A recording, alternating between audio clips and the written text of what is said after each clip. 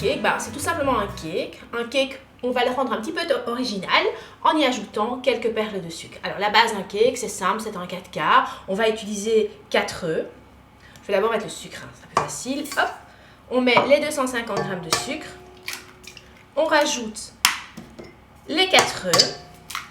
Donc vous allez faire tourner votre robot jusqu'à ce que le mélange blanchisse, c'est-à-dire que le jaune et le sucre s'amalgament de manière à changer de couleur. Vous pouvez le faire à la main, vous allez voir aussi avec le robot, ça va juste plus vite. C'est parti!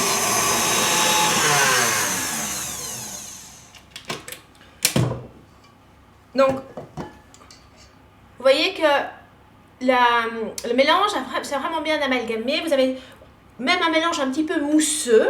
Et donc, lorsque vous avez cette texture, vous pouvez incorporer le beurre à température ambiante ou beurre mou.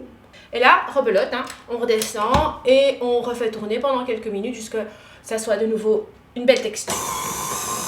Une fois que le beurre est bien incorporé, vous pouvez rajouter la farine, le baking powder, et là vous tournez plus doucement.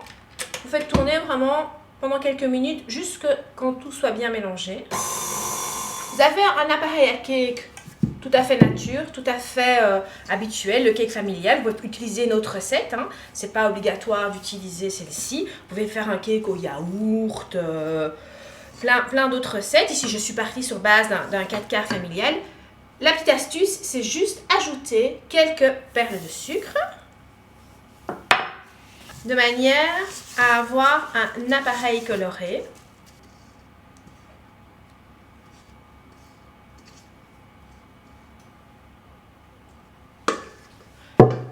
Le cake est prêt à être enfourné à 180 degrés pendant 35-40 minutes. N'oubliez pas de vérifier la cuisson avant de le démouler avec la pointe d'un couteau. C'est très simple. Vous pointez le couteau dans votre cake. Si la pointe de votre couteau ressort sèche, ça veut dire que votre cake est cuit. S'il reste un petit peu de pâte, vous le réenfournez pendant 5-10 minutes et vous vérifiez comme ça régulièrement. Ça peut dépendre d'un four à l'autre. Pour réaliser un glaçage ultra facile, il suffit de prendre un peu de mascarpone et de le détendre à l'aide d'un fouet. Et dedans, au fur et à mesure, on ajoute un petit peu de sucre glace de manière à lui donner un goût sucré. Vous pouvez aussi ajouter un petit peu de poudre de vanille. Moi, c'est ce que je vais faire parce que nous, on aime bien le goût vanillé.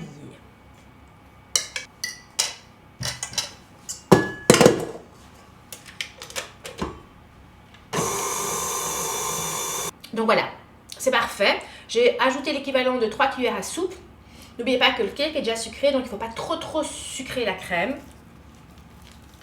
Voilà, et on la réserve, on ne la remet pas au frigo de manière à ce qu'elle ne soit pas trop froide et qu'elle soit plus facile à appliquer. Et voilà, on la réserve jusque quand le cake est cuit et refroidi.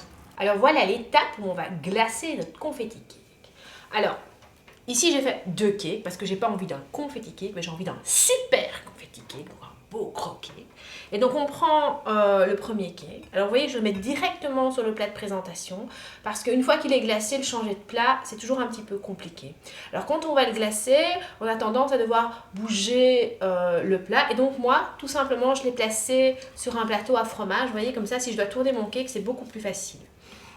Avant de mettre le glaçage, je vais prendre un petit peu de papier sulfurisé que je vais placer sous le cake qui va me permettre de ne pas salir mon plat de présentation. Le glaçage est tout simplement composé de mascarpone qu'on a légèrement sucré.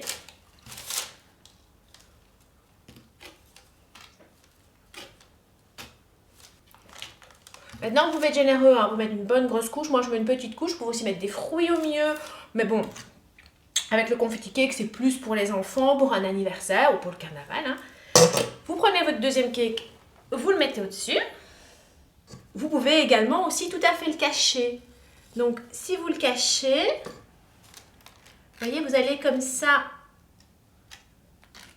appliquer le mascarpone tout autour du gâteau.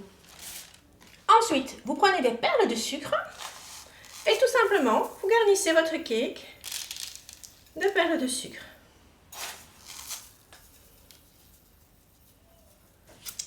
On l'appelle confetti cake parce qu'il a vraiment des petites pointes de toutes les couleurs. Si vous trouvez des perles un petit peu plus grosses, n'hésitez pas, ça donnera encore mieux qu'avec les toutes petites. Bon, maintenant, on va voir si c'est bon. C'est super bon.